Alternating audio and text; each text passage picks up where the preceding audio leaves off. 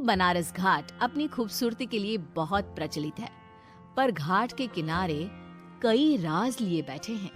ये कहानी शुरू होती है बनारस के घाट के पास बने ममता निवास से, जहाँ प्रिया लाल जोड़े में ममता के घर उसकी बहू बनकर आती है।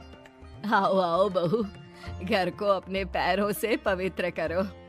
ममता घर की दहलीज पार कर ही रही होती है कि अचानक एक बहुत गंदी सी बास पूरे घर में फैल जाती है।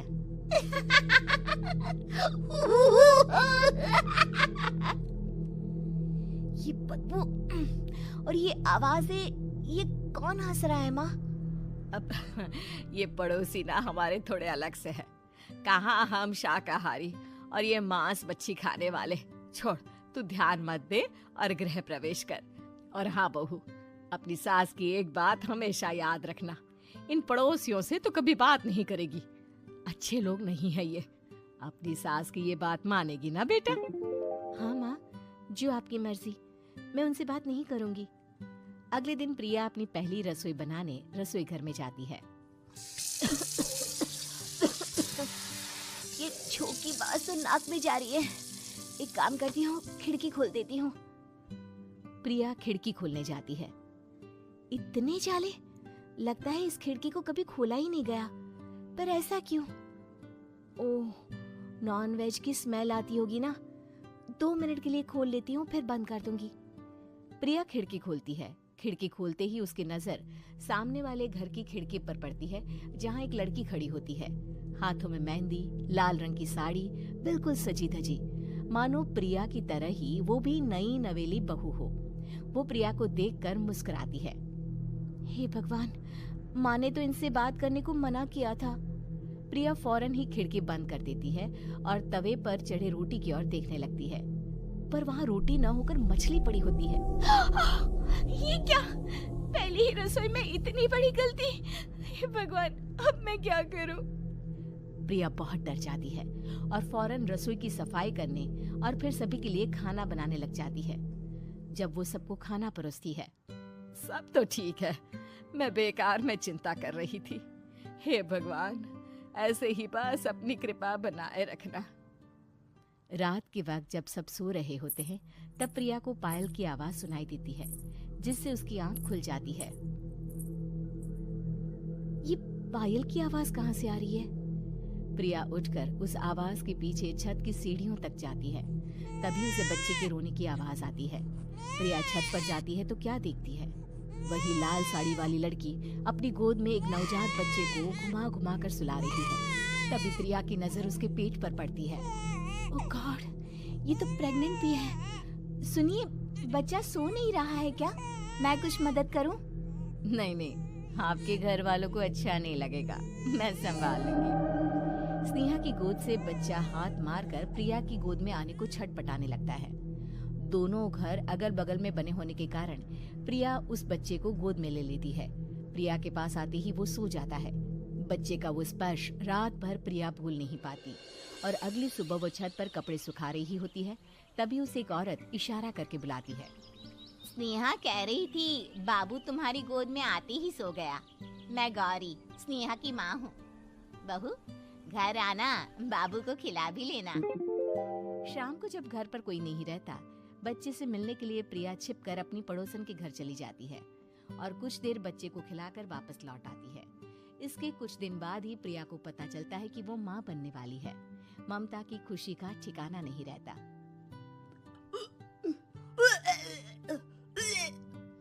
माँ जी, पता नहीं क्यों उल्टी आ रही है। प्रिया भागती हुई वॉशरूम में जाती है तो हरे और लाल रंग की उल्टी करती है। उस उल्टी में से कीड़े निकलते हैं। ये क्या? खून और ये कीड़े! माँ! माँ! प्रिया की आवाज सुनकर ममता दौड़ कर आती है, पर बेसिन में कुछ नहीं होता। प्रिया हक्की बक्की रह जाती है। ये सब क्या हो रहा है? प्रिया घबरा जाती है और अपने कमरे में जाकर सो जाती है। डर के कारण वो इतनी थक जाती है कि उसकी आंख लग जाती है। तब उसे ऐसा लगता है उसके पेट पर मानो कोई बैठा हुआ हो। कौन हो?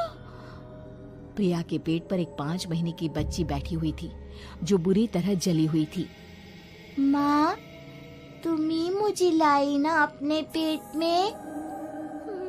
मैं तुम्हारी माँ नहीं हूँ। कौन हो तुम? माँ, देखो मैं जल गई बुरी तरह से। 6 महीने पेट में रहने को भी मुझे नहीं मिला। सहला दो ना माँ। बचाओ, बचाओ, माँ। ममता दौड़कर कमरे में आती है। प्रिया की बातें सुनकर वो सब समझ जाती है। तू कहीं बगल वाले घर में तो नहीं जाकर आई ना बहू? मुझे माफ कर दो, मैं गई थी माँ। उस घर में सब मरे हुए हैं बहू। कई साल पहले स्नेहा उस घर में बहू बनकर आई थी। कुछ ही दिन में वो एक बच्चे को जन्म देने वाली थी।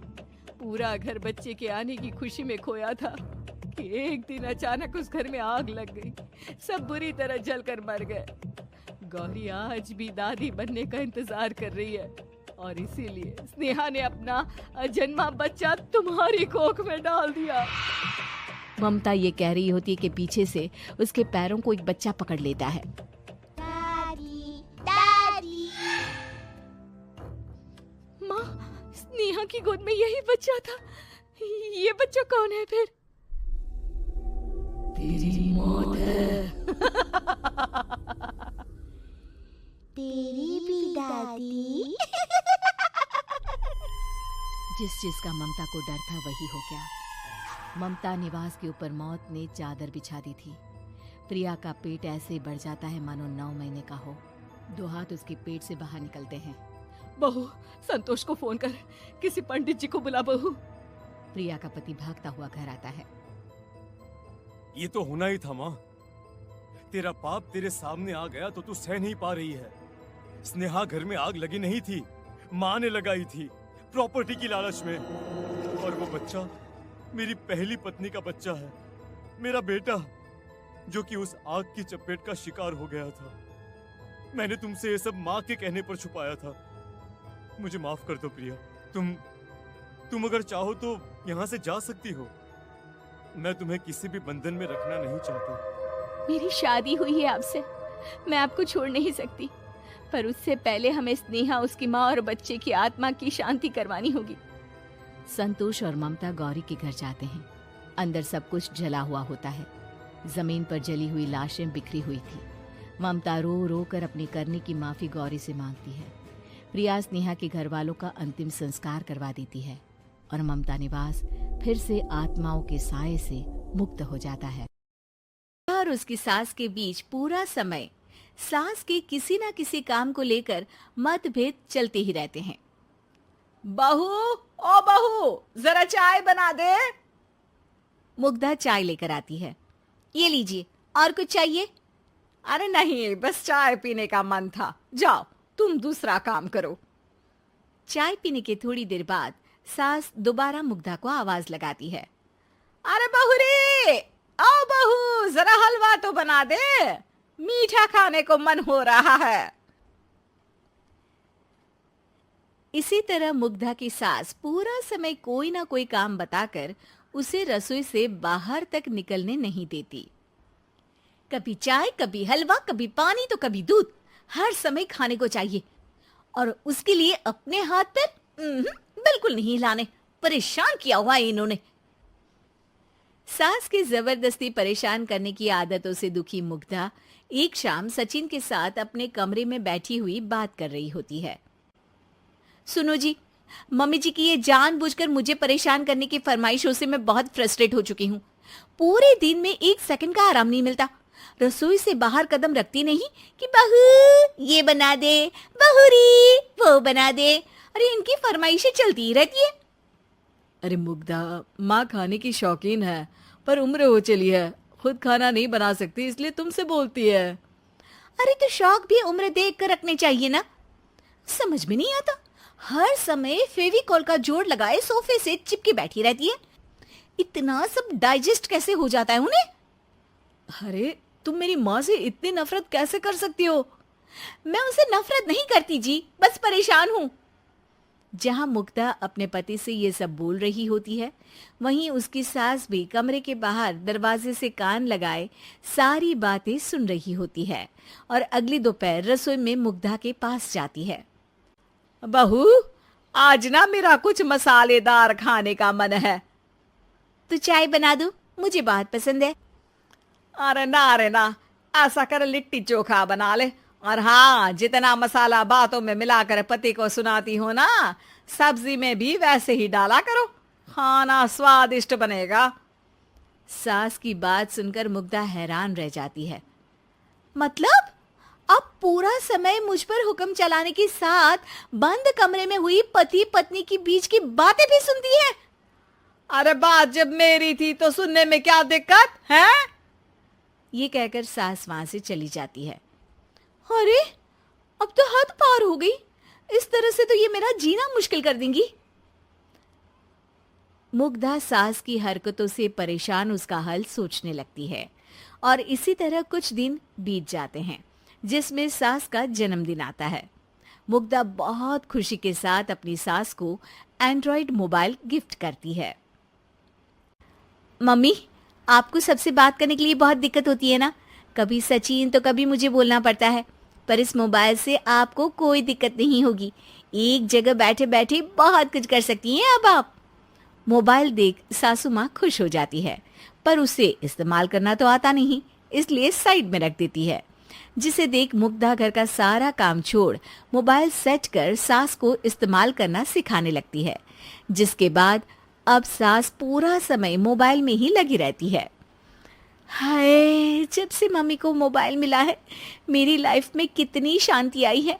अच्छा है, इसी तरह बिजी रहे तो मैं भी सुकून की जिंदगी जी पाऊंगी।